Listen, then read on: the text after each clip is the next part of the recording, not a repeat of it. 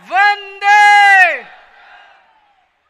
आज इतनी बड़ी संख्या में दिल्ली के कोने कोने से आए हुए मेरे प्यारे बहनों, भाइयों, माताओं, बुजुर्गों, बच्चों, आप सबको मेरा नमस्कार, सबको मेरा प्रणाम। कल शाम को मैं टीवी देख रहा था, एग्जिट पोल आ रहे थे। देखे आप लोगों ने? क्या देखा?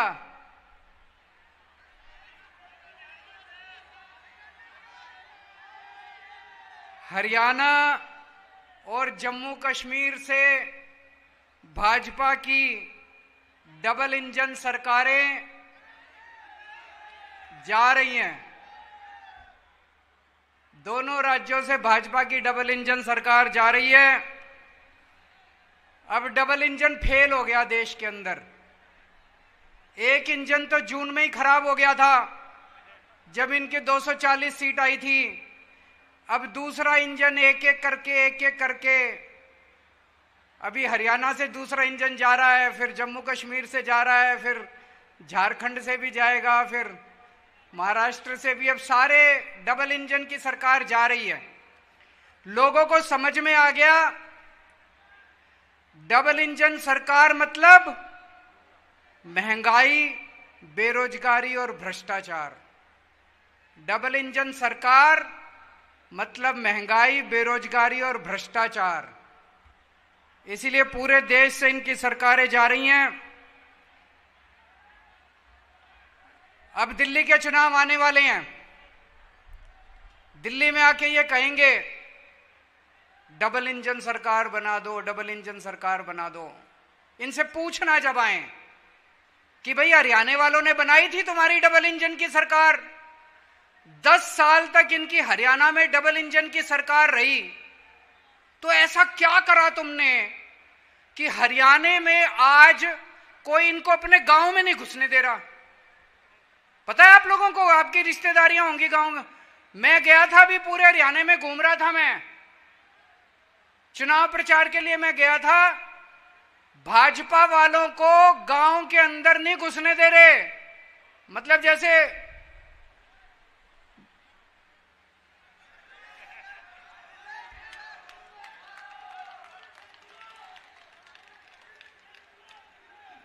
धक्के मार मार के लोग मोहल्ले में नहीं घुसने दे रहे, गलियों में नहीं घुसने दे रहे, गांव में नहीं घुसने दे रहे। तो डबल इंजन की सरकार तुम्हारी हरियाणा में बनाई थी। ऐसा क्या कर दिया तुम लोगों ने कि हरियाणा वाले अब तुमको दुत्कार के भगा रहे हैं अपने अपने गांव से? उत्तर प्रदेश में 7 साल से डबल इंजन की सरकार है। कुछ तो गड़बड़ करी होगी तुमने कि आधी सीट रह गई तुम्हारी लोकसभा के अंदर उत्तर प्रदेश से। क्या गड़बड़ करी तुम्हारी डबल इंजन ने? मणिपुर में इनकी डबल इंजन की सरकार है। 7 साल से जल रहा है मणिपुर, पिछले 2 साल से जल रहा है। तो ऐसी डबल इंजन की सरकार चाहिए कि मणिपुर बना दें हर राज्य को? तो अगर ये आए आपके पास और कहें डबल इंजन की सरकार चाहिए, तो बोलना बिल्कुल नहीं बनानी डबल इंजन की सरकार। थक गया ये देश डबल इंजन की सरकार से। डबल इंजन का मतलब है डबल लूट, डबल भ्रष्टाचार। मोदी जी के एक दोस्त हैं, नाम पता है सब लोगों को? एक ही कहते हैं मोदी जी कहीं भी विदेश जाते हैं, उनके पीछे पीछे वो जाता है और उनके लिए ठेके इकट्ठे करके लाते हैं। देश में जितने काम है सारे उनको दे रहे हैं। केंद्र सरकार में जितने ठेके हैं सारे उसको मिलते हैं। कौन है? तो डबल इंजन की सरकार इसलिए चाहिए कि केंद्र के तो सारे ठेके दे दिए, अब राज्यों के ठेके भी देने हैं उनको, इसलिए इनको डबल इंजन की, डबल लूट की सरकार चाहिए इन लोगों को। अभी आएंगे आपके घर में, आएंगे चुनाव में और कहेंगे जो जो केजरीवाल ने किया वो सारा काम हम करेंगे। अभी कह रहे हैं, ये जा रहे हैं जगह जगह, जो जो केजरीवाल ने किया सारा काम हम करेंगे। तो उनको कहना फिर तुम्हारी क्या जरूरत है? केजरीवाल है ही हमारे सारे काम करने के लिए, फिर इनकी क्या जरूरत है? चलो इनको एक मौका देते हैं, इनसे ये पूछना केजरीवाल ने बिजली फ्री कर दी, आज इनकी 22 राज्यों में सरकारें हैं। इनसे पूछना, एक राज्य बता दो जहां तुमने बिजली फ्री करी हो। एक राज्य बता दो। गुजरात में, राजस्थान में, मध्य प्रदेश में, छत्तीसगढ़ में, उत्तर प्रदेश में, उत्तराखंड में कहीं इन्होंने बिजली फ्री करी हो? इनकी 22 राज्यों में सरकार है। हमने दिल्ली के अंदर गरीबों के लिए शिक्षा शानदार कर दी, सरकारी स्कूल अच्छे कर दिए। ये आए आपके पास और कहें हम केजरीवाल के सारे काम करेंगे। इनसे पूछना, कौन से राज्य के अंदर तुमने स्कूल ठीक करे? गुजरात में 30 साल से इनकी सरकार है, एक स्कूल दिखा दो। मैं गुजरात गया था प्रचार करने के लिए पिछली बार 2 साल पहले। एक स्कूल नहीं मिला जो इन्होंने ठीक करा। गरीबों की शिक्षा का सत्यानाश कर दिया इन लोगों ने। 22 राज्यों में इनकी सरकार है, एक काम बता दें, ये एक काम जो इन्होंने अच्छा काम करा हो 22 राज्यों के अंदर। मैं आज मोदी जी को कहना चाहता हूं, प्रधानमंत्री जी, अगली साल 17 सितंबर को आप 75 साल के हो जाओगे। अगली साल 17 सितंबर को आप रिटायर हो जाओगे। 1 साल और बचा आपका प्रधानमंत्री का। मैं चैलेंज करता हूं प्रधानमंत्री जी, इस 1 साल के अंदर आप अपने इन 22 राज्यों के अंदर कोई काम करके दिखा दो जो दिल्ली के अंदर काम हुए। बिजली मुफ्त करके दिखा दो, स्कूल ठीक करके दिखा दो, अस्पताल ठीक करके दिखा दो।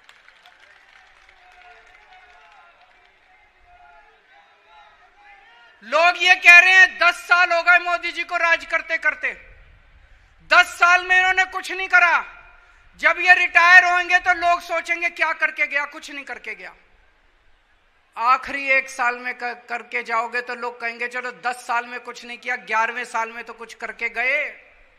आज मैं मोदी जी को कहता हूं, चलो कुछ नहीं, एक ही काम कर दो। फरवरी में दिल्ली के चुनाव हैं, फरवरी के पहले इन 22 के 22 राज्यों में बिजली मुफ्त कर दो। दिल्ली के चुनाव में मोदी जी का प्रचार करूंगा मैं। इन 22 राज्यों के अंदर आप बिजली मुफ्त करके दिखा दो, जैसे दिल्ली में हमने दिल्ली के लोगों की बिजली मुफ्त करी है। आपका प्रचार केजरीवाल करेगा दिल्ली के अंदर। आज दिल्ली में कानून व्यवस्था, दोस्तों मैं आपसे ईमानदारी से पूछना चाह रहा हूं, चारों तरफ ऐसा माहौल हो रहा है, रोज गोलियां चल रही हैं दिल्ली में। बड़े बड़े गैंगस्टरों ने अपने ठिकाने बना लिए दिल्ली के अंदर। अखबारों में तो 2-4 खबरें ही छपती हैं। गांव देहात दिल्ली का है, जो उधर निकल जाओ इतना क्राइम हो गया, इतना अपराध हो गया। मैं लेके आया हूं आज खूब सारे।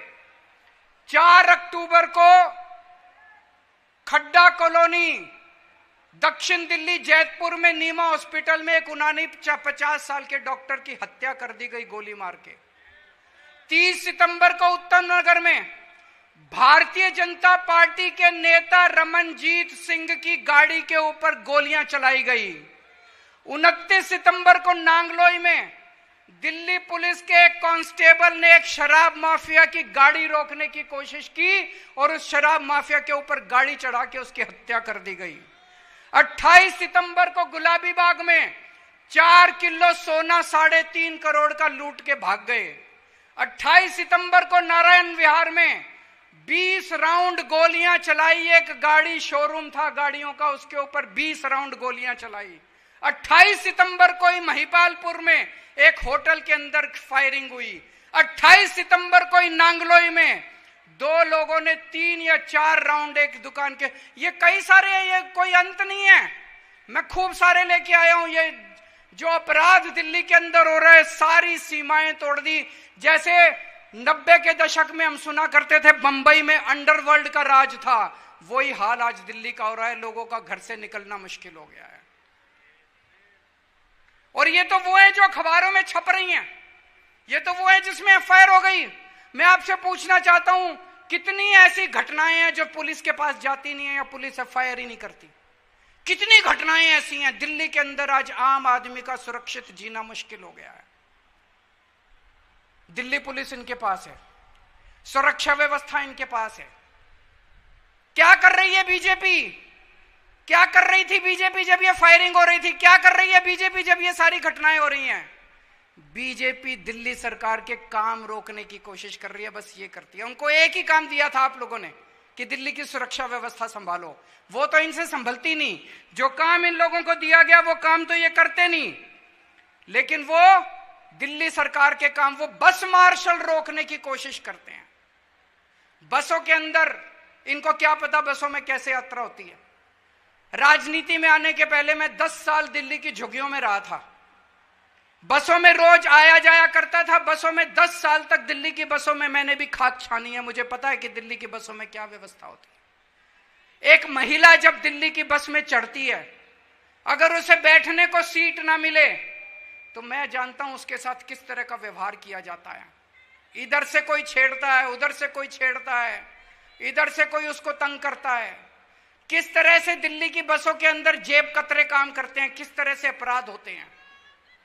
जब हमारी सरकार बनी, हमने दिल्ली में बस मार्शल नियुक्त किए। बस मार्शल जब से नियुक्त किए, मेरे को चारों तरफ से पता चलने लगा महिलाएं अब अपने आप को सुरक्षित महसूस कर रही हैं। अगर किसी बस के अंदर कोई मन चला, कोई गलत आदमी किसी महिला को छेड़ता था, वो जोर से शोर मचाती थी, बस मार्शल उसको तुरंत आके दबोच लेते थे और उसको पुलिस थाने ले जाते थे। कितने ऐसे मौके हैं, मेरे को पता है हमारे बस मार्शलों ने कितने अपराध रोके हैं, कितने जेब कतरे पकड़े हैं। एक बार तो एक छोटा सा बच्चा, 4 साल का बच्चा, उसको किडनैप करके ले जा रहे थे कुछ लोग। वो बच्चा बुरी तरह से रो रहा था। बस मार्शल को शक हुआ कुछ तो गड़बड़ है। वो एक स्टॉप पे उतरा, एक आदमी उस बच्चे को लेके, वो बस मार्शल उसके पीछे पीछे उतर गया और उसको रेलवे स्टेशन तक उसका पीछा किया। तब पता चला वो बच्चे को किडनैप करके ले जा रहा था। हमारे बस मार्शल ने उस किडनैपर को पकड़ के और उसको, बच्चे को, अपने माँ बाप को लौटाया। अरे तुमसे तो नहीं संभल रही दिल्ली की सुरक्षा व्यवस्था। अगर कोई दूसरा अच्छे काम कर रहा है उसको तो मत रोको यार। अगर हमने दिल्ली की बसों में सुरक्षित व्यवस्था ठीक की थी, तुम्हें यह पूरी दिल्ली के अंदर करनी चाहिए थी। तुमने बसों के अंदर भी बंद कर दी। शर्म आनी चाहिए तुम लोगों को। इन्होंने बस मार्शल 1 साल हो गया दिल्ली के अंदर बंद किए हुए। 3-4 बार तो मैं दिल्ली के एलजी के पास होके आया। मैंने दिल्ली के एलजी के पैर पकड़े, मैंने कहा ये बस मार्शल बंद मत करो। एक तरफ इन्होंने दिल्ली में बसों के अंदर महिलाओं को सुरक्षित कर दिया, यात्रियों को सुरक्षित कर दिया। दूसरी तरफ ये बस मार्शल कौन है? ये गरीब बच्चे हैं बेचारे। 15-15 हजार रुपए मिलते हैं इनको महीने के। अरे 15 हजार रुपए में आजकल कौन नौकरी करता है? गरीब आदमी तो नौकरी करता है। कोई इनका बीजेपी के नेताओं का बच्चा तो नौकरी नहीं करता बस मार्शल की। गरीब आदमी तो नौकरी करता है। बहन जी गलत तो नहीं कह रहा? गरीब आदमी तो नौकरी करता है। इन 10,000 बस मार्शल की नौकरी छीन ली इन लोगों ने। और कितनी नौटंकी कर रहे हैं, कितना झूठ बोल रहे हैं। कभी कहते हैं कैबिनेट नोट पास नहीं किया, कभी कहते हैं फलाना नोट पास नहीं किया, ये नहीं किया। कल हमारी सारी कैबिनेट बैठ गई इनके साथ। आतिशी जी, सौरभ भारद्वाज, ये हमारे सारे मंत्री बैठ गए। बोले बताओ कहां साइन करने हैं? बोले कैबिनेट नोट पास करो। इन्होंने कैबिनेट नोट बना दिया। कल ये सारे दिल्ली के सामने, सारे देश के सामने ये नंगे हो गए ये लोग। इसका मतलब इनकी नीयत नहीं है। इनकी नीयत नहीं है। ये गरीबों के खिलाफ हैं ये लोग। ये गरीब विरोधी हैं। मेरे को पता चला जब मैं जेल में था, इन्होंने 500 डेटा एंट्री ऑपरेटर निकाल दिए अस्पतालों से। गरीब डेटा, जब आप सरकारी अस्पताल में जाते हो, खिड़की पे जाते हो, जो आपकी पर्ची बनाता है वो तो गरीब आदमी होता है जो पर्ची बनाता है। पर्ची बनाने वाले 500 आदमी निकाल दिए इन लोगों ने, बीजेपी वालों ने। 1000 आपके सीवर की सफाई करने वाली लेबर निकाल दी इन लोगों ने। जब मैं जेल में था, सीवर की सफाई करने वाले 1000 कर्मचारी निकाल दिए इन्होंने। इन्होंने अलग अलग विभागों से फेलोज निकाल दिए इन लोगों ने। इन्होंने 5000 होमगार्ड की तनख्वाह रोक रखी है 5 महीने से। इन्होंने वृद्धावस्था पेंशन रोक रखी है 5 महीने से। इन्होंने विडो पेंशन रोक रखी है, विधवा पेंशन रोक रखी है 6 महीने से। इन्होंने डीटीसी के जो पेंशनधारी हैं उनकी 8 महीने से पेंशन रोक रखी है। अरे शर्म कर लो यार। अरे भगवान से डरो तुम लोग। भगवान है इस दुनिया में, है कि नहीं है? कौन कौन मानता है भगवान है? अरे बहुत बुरा करेगा तुम लोगों का। इनकी हाय लगेगी। ये गरीब हैं सारे, ये कोई अमीर लोग नहीं है। इनकी तनख्वाह रोक ली, इनकी नौकरियां छीन ली, हाय लगेगी तुमको। तुमको लगता है ऐसे तुम दिल्ली जीतोगे? अरे कुछ अच्छे काम करो यार तुम। तुम्हारे पास इतनी बड़ी ताकत है, केंद्र सरकार में तुम्हारी सरकार है, इतना पैसा है, कुछ अच्छे काम करते। लेकिन अब चिंता मत करना, तुम्हारा केजरीवाल आ गया, सबकी तनख्वाह दिला दूंगा।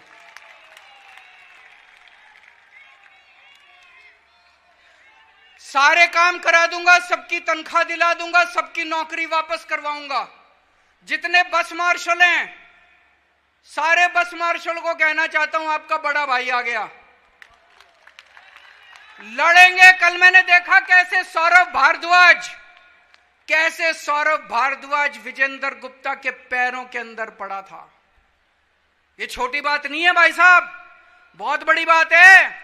कोई मंत्री बन जाए, उसका ऐसा अहंकार हो जाता है, मैं अभी इनके एक मंत्री का बयान बताऊंगा। हमारे मंत्री दिल्ली के लोगों के लिए इनके पैरों में भी गिर जाते हैं।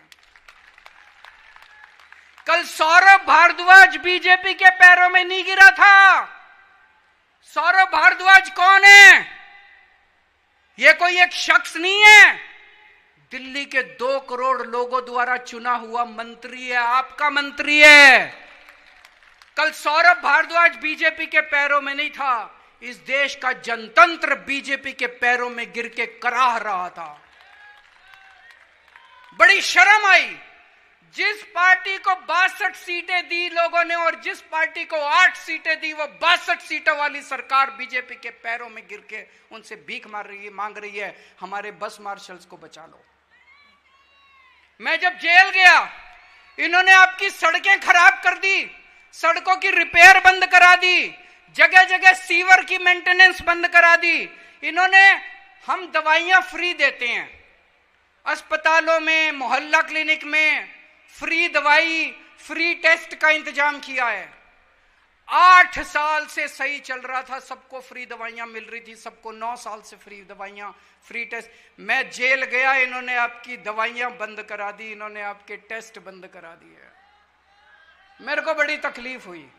अरे इस पृथ्वी के ऊपर भगवान ने भेजा है कुछ पुण्य कमाने के लिए यार।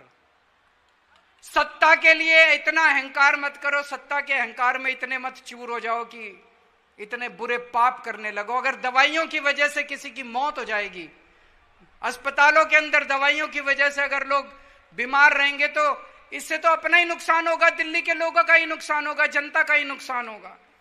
पर ये सारी ओल्ड एज पेंशन, ये सारे मैं दोबारा ठीक कराऊंगा। मैंने बात की आतिशी जी से, सड़कों की रिपेयर चालू हो गई है, आप लोगों ने देखा होगा पूरे दिल्ली के अंदर हमारे मंत्री, सारे विधायक सड़कों के ऊपर उतरे हुए हैं, सबकी रिपेयर चालू करा दी, सारी सड़कों की रिपेयर शुरू हो गई है। सीवर की सफाई भी अब जल्दी शुरू कराएंगे। दवाइयां और टेस्ट जो इन्होंने बंद कराए हैं वो भी दोबारा चालू कराएंगे। ओल्ड एज पेंशन मुझे पता चला है कि चालू हो गई है। आज दिल्ली में जनतंत्र नहीं है। पहले हमारे देश में ब्रिटिश राज था, आज हमारे देश में एलजी राज है। जब मैं जेल में था, मैंने भगत सिंह, सुभाष चंद्र बोस, अशफाक उल्लाह खान, इनकी जिंदगी, इनके बारे में खूब पढ़ा, अपने भारतीय स्वाधीनता आंदोलन के बारे में खूब पढ़ा। मैं सोच रहा था भगत सिंह ने इसीलिए फांसी खाई थी क्या, कि अंग्रेज जाएंगे और एक एलजी आके दिल्ली के ऊपर राज करने लगा, एलजी का राज हो जाएगा। अगर दिल्ली की जनता चाहती है कि दिल्ली में बस मार्शल होने चाहिए, तो क्या एलजी को बस मार्शल हटाने की पावर होनी चाहिए? अगर दिल्ली की जनता चाहती है कि अस्पतालों में फ्री दवाइयां मिलनी चाहिए, तो क्या एलजी के पास दवाइयां बंद करने की पावर होनी चाहिए? अगर दिल्ली की जनता चाहती है कि हमें फ्री टेस्ट मिलने चाहिए, इलाज फ्री होना चाहिए, तो क्या एलजी को इलाज बंद करने की पावर होनी चाहिए? अगर दिल्ली की जनता चाहती है कि हमें फ्री बिजली मिलनी चाहिए, तो क्या एलजी को फ्री बिजली बंद करने का अधिकार होना चाहिए? कौन होता है एलजी दिल्ली के लोगों के खिलाफ निर्णय लेने वाला? हमें दिल्ली के अंदर दो जनतंत्र लेके आना है, जो पूरे देश के अंदर दूसरे लोगों का अधिकार है। पूरे देश में आप पंजाब चले जाओ, राजस्थान चले जाओ, मध्य प्रदेश चले जाओ, छत्तीसगढ़ चले जाओ, वो लोग वोट डालते हैं, जिस सरकार को चुनते हैं उस सरकार की पूरी पावर होती है। आज दिल्ली के लोगों के पास अपनी पावरफुल सरकार चुनने का अधिकार नहीं है। मैं एक बहुत छोटा आदमी हूं, आज से 10-12 साल पहले सोच के देखो, इस देश में कोई जानता नहीं था केजरीवाल कौन है, कोई नहीं जानता था। ये तो पता नहीं मैंने कुछ पुण्य करे थे कि आप लोगों ने इतना मेरे को मान सम्मान, इतनी बड़ी जिम्मेदारी दे दी। मैं दिल्ली की झुग्गी बस्तियों में काम किया करता था, झुग्गी बस्तियों से उठा के आप लोगों ने अपने दिल में बसा लिया मेरे को। मैंने पता नहीं क्या पुण्य किए थे मैंने। आज मैं आपके सामने कसम खा के जा रहा हूं, अपनी जिंदगी के अंदर आपको मैं पूरे आपके अधिकार दिला के रहूंगा। दिल्ली को पूर्ण राज्य बना के रहेंगे, दिल्ली को एलजी से मुक्ति दिला के रहेंगे। दिलानी है कि नहीं दिलानी? दिल्ली को एलजी के राज से मुक्ति दिला के रहेंगे, जनता का राज शासन करके रहेंगे, जनता का शासन कायम करके रहेंगे। दोस्तों,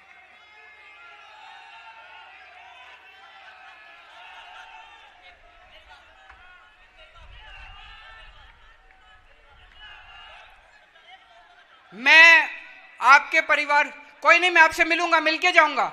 आप बैठ जाओ, सामने बैठ जाओ, आपसे मिलके जाऊंगा, चिंता ना करो। कोई मिलना चाह रहा है, मैं सबसे मिलता हूं भाई साहब, मैं किसी से मना नहीं करता। दोस्तों, मैंने अपने 2 करोड़ लोगों को परिवार माना है।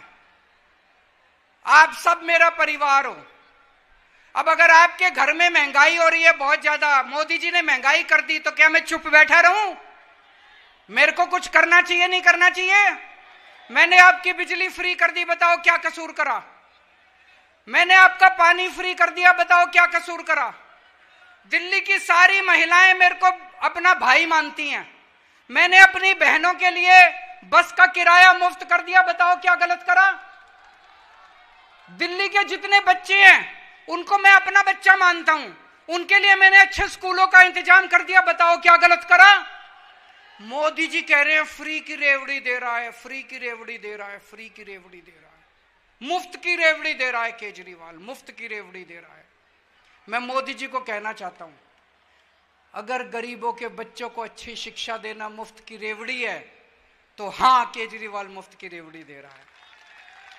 अगर दिल्ली के लोगों को अच्छा इलाज देना मुफ्त की रेवड़ी है, हां, केजरीवाल मुफ्त की रेवड़ी दे रहा है। अगर दिल्ली के लोगों को महंगाई से छुटकारा दिलाना, बिजली की फ्री करना मुफ्त की रेवड़ी है, हां, केजरीवाल मुफ्त की रेवड़ी दे रहा है। आज मैं मुफ्त की रेवड़ियां लेके आया हूं। ये एक पैकेट है, इसमें 6 रेवड़ी हैं। आप जब यहां से जाओगे तो बाहर गेट पे आपको एक एक पैकेट मिलेगा, 6 रेवड़ी का। केजरीवाल ने 6 मुफ्त की रेवड़ी दी है दिल्ली के हर नागरिक को। ये 6, इसमें 6 मुफ्त की रेवड़ी है। कौन कौन सी है? पहली रेवड़ी मुफ्त बिजली, दूसरी रेवड़ी मुफ्त पानी, तीसरी रेवड़ी बुजुर्गों के लिए मुफ्त तीर्थ यात्रा, चौथी रेवड़ी महिलाओं के लिए मुफ्त बस यात्रा, 5वीं रेवड़ी सबके लिए फ्री और शानदार शिक्षा, 6ठी रेवड़ी सबके लिए मुफ्त अच्छा इलाज। ये 6 रेवड़ी दे रहा हूं। 7वीं रेवड़ी आने वाली है, हर महिला को 1000-1000 रुपए उनके बैंक अकाउंट में।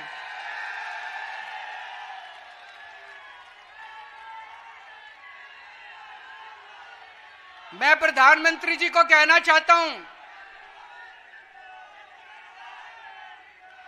ये 6 रेवड़ी हैं और 7वीं रेवड़ी आने वाली है। आपको ये पैकेट मिलेगा। ये रेवड़ी जो है, इसमें चीनी से बनती है रेवड़ी। ये चीनी तो जनता की है। इसमें जो तिल है वो तिल भी जनता का है। इसमें जो घी लगा वो घी भी जनता का है। इसमें जो इलायची डली इलायची भी जनता की है। मैं तो हलवाई हूं, मैंने ये सारा मिला के जनता की रेवड़ी बना के आपको दे दी। ये रेवड़ी मेरी थोड़ी है। तिल भी आपका, इसमें चीनी भी आपकी, इसमें तेल भी आपका, घी भी आपका, इसमें इलायची भी आपकी। ये रेवड़ी जनता का, ये तो भगवान का प्रसाद है। आज आप ये लेके जाओगे, जब ये पैकेट आपको यहां पे मिलेंगे, जब घर मिल गए सबको, ये पैकेट आप घर में ले जाके, आपके घर में पूजा घर होगा, वो है कि नहीं है? इसको जेब में डाल लेना, भी खाना नहीं। घर में जाके पूजा घर में रख के पूजा करके इसकी भगवान के सामने, ये प्रसाद है, ये प्रसाद है, ये प्रसाद है। इस प्रसाद को पूजा घर में रख के इसका प्रसाद चढ़ा के फिर सबको बांट देना, घर के अंदर एक एक सबको बांट देना।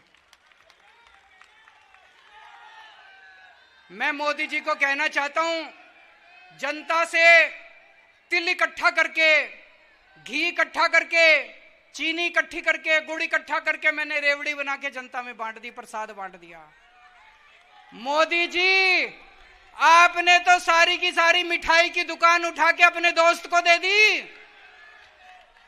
आपने तो पूरी की पूरी मिठाई की दुकान उठा के अपने दोस्त को दे दी। ये गलत है। मेरा कसूर यह है, दिल्ली की एक भी रेवड़ी मैंने मोदी जी के दोस्त को नहीं लेने दी, एक भी रेवड़ी, सारी रेवड़ी मैंने आप लोगों को बांट दी।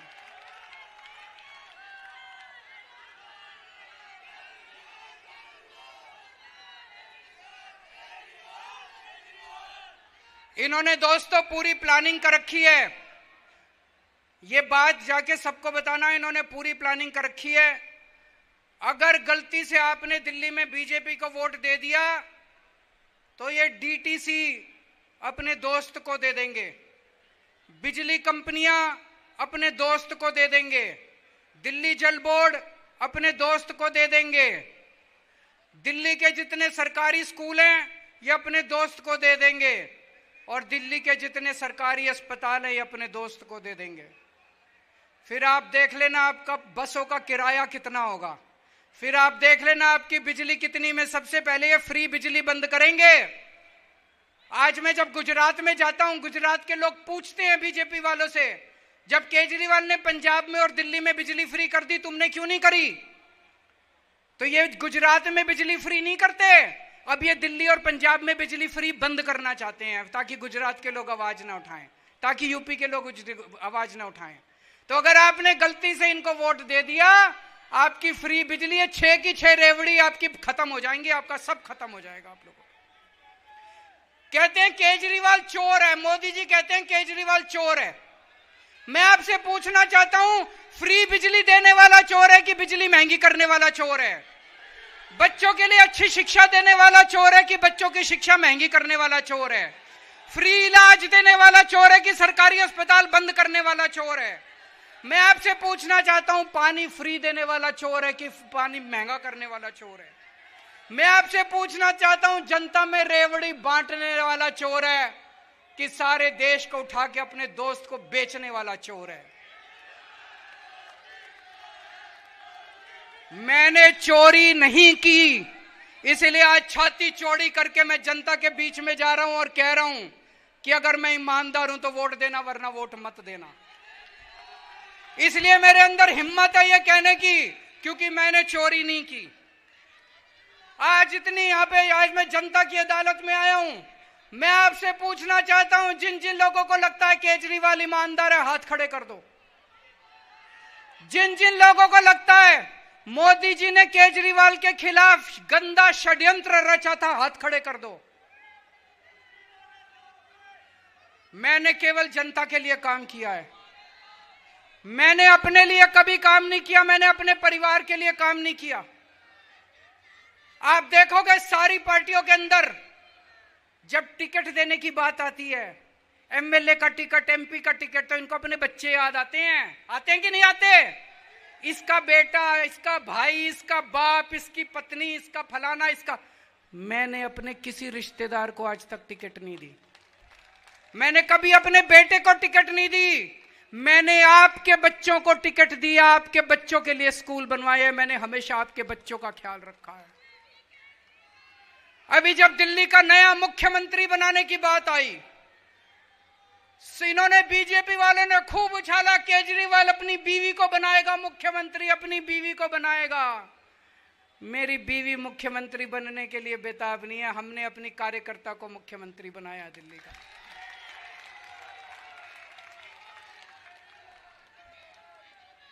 जब मैं जेल के अंदर था दोस्तों, इन्होंने तरह तरह से मुझे यातनाएं देने की कोशिश की। इन्होंने मेरा इंसुलिन रोक दिया, मेरी दवाइयां रोक दी। पिछले 10 साल से मेरे को रोज 4 बार इंसुलिन के इंजेक्शन लगते हैं पेट में, 4 बार रोज, सुबह 3 बार खाने के पहले और 1 बार सोते टाइम, 4 बार इंजेक्शन रोज लगते हैं इंसुलिन के। इन्होंने 15 दिन तक मेरा इंसुलिन बंद कर दिया। मैं अमित शाह जी से पूछना चाहता हूं, अमित शाह जी को भी शुगर की बीमारी है, अमित शाह जी को भी इंसुलिन के इंजेक्शन लगते हैं। मैं उनसे पूछना चाहता हूं, अमित शाह जी मेरे को यह बता दो, अगर 15 दिन आपके इंसुलिन के इंजेक्शन बंद कर दे तो आपका क्या हाल होगा? अमित शाह जी मेरे को बता दे, उनको भी डायबिटीज है, उनको भी इंसुलिन के इंजेक्शन लगते हैं। अमित शाह जी आपने मेरे इंसुलिन के इंजेक्शन बंद कर दिए तिहाड़ जेल के अंदर 15 दिन। आपके अगर 15 दिन इंजेक्शन बंद कर दिए जाएं, आपका क्या हाल होगा? मेरी किडनी खराब हो सकती थी, किडनी खराब होकर मेरी मौत हो सकती थी। अमित शाह जी क्या यही आपका मकसद था? क्या आप यही चाहते थे? अमित शाह जी 2010 में 4 महीने के लिए अमित शाह जी को जेल हुई थी, गुजरात की जेल में रहे थे वो 4 महीने के अंदर, 4 महीने के लिए। मैं उनसे पूछना चाहता हूं, क्या आपके भी इंसुलिन के इंजेक्शन बंद कर दिए गए थे जब आप जेल में थे? तो आपने मेरे साथ ऐसा क्यों किया? आपकी क्या मंशा थी? ये देश जानना चाहता है। जानना चाहते हो कि नहीं जानना चाहते? ये देश जानना चाहता है आपने केजरीवाल का इंसुलिन बंद क्यों किया जेल के अंदर। मैं आज अपने पार्टी के कार्यकर्ताओं से एक ही चीज कहना चाहता हूं। मैंने कई बार बोला है, हम राजनीति में आए हैं, राजनीति में आने के बाद जब आप सत्ता में होते हो आपके अंदर अहंकार आ जाता है। अहंकार मत करना कभी भी। इन दूसरी पार्टियों से सीखो, जब जब इन्होंने अहंकार किया इनका क्या हाल हुआ, इनका क्या हाल हुआ, इनके नेताओं का क्या हाल हुआ। और कभी आज ये जिस तरह से बीजेपी वाले गुंडागर्दी पे उतरे हुए हैं, इनसे गुंडागर्दी मत सीखना। मैं इनके एक बहुत बड़े नेता हैं, नाम लेना ठीक नहीं है, उन्होंने अभी 1-2 दिन पहले ट्वीट किया है, मैं वो ट्वीट पढ़ के सुनाना चाहता हूं। उन्होंने ट्वीट किया है, तुम हरामी के पिल्लों को जहर उगलने की इतनी जल्दी है कि ठीक से पूरा न्यूज भी नहीं पढ़ते। हरामजादे, उसी न्यूज में लिखा है कि तुम्हारे बाप के जमाने से चली आ रही पुरानी। ये इनके सीनियर नेता की भाषा है।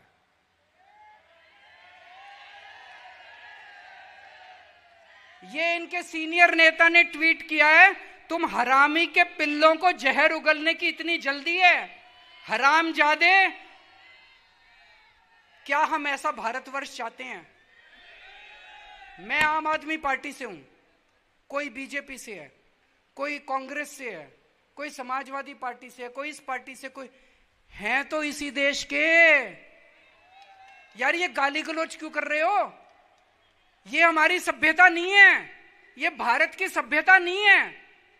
मैं आज आम आदमी पार्टी वालों से कहना चाहता हूं, कभी गाली गलौज मत करना। हम हार जाएंगे, हमें हारना पसंद है, हमें हारना मंजूर है, हमें नहीं चाहिए सत्ता, लेकिन कभी इस किस्म की गुंडागर्दी और गाली गलौज किसी के साथ मत करना। दूसरी बात, कभी बेईमानी से चुनाव मत लड़ना। हमने इस देश के अंदर पहली बार यह साबित कर दिया है कि ईमानदारी से चुनाव लड़े जा सकते हैं और ईमानदारी से चुनाव जीते जा सकते हैं। आज ये आरोप लगा रहे हैं कि हमने बेईमानी का पैसा इकट्ठा करके गोवा का चुनाव लड़ा। आज मैं पूरे जिम्मेदारी के साथ कह रहा हूं कि एक भी बेईमानी का पैसा गोवा के अंदर इस्तेमाल नहीं किया गया। अगर हमने बेईमानी के पैसे से गोवा का चुनाव लड़ा होता, भाई साहब आज मैं खड़ा नहीं होता, मैं जिंदगी भर जेल के अंदर सड़ रहा होता। आज मैं चौड़ी छाती करके इसलिए कह रहा हूं क्योंकि मैं ईमानदार हूं। और आज मैं यहां से फिर से मांग करना चाहता हूं, अगर बीजेपी में हिम्मत है तो नवंबर के महीने में महाराष्ट्र और झारखंड के साथ दिल्ली का भी चुनाव करके दिखाए। और नहीं तो मान ले कि हार गए, वो डर गई बीजेपी, हार गए वो। और नहीं तो अभी चुनाव करो, हम चुनाव लड़ने के लिए तैयार है, तुम चुनाव करके दिखाओ नवंबर के महीने में। भारत माता की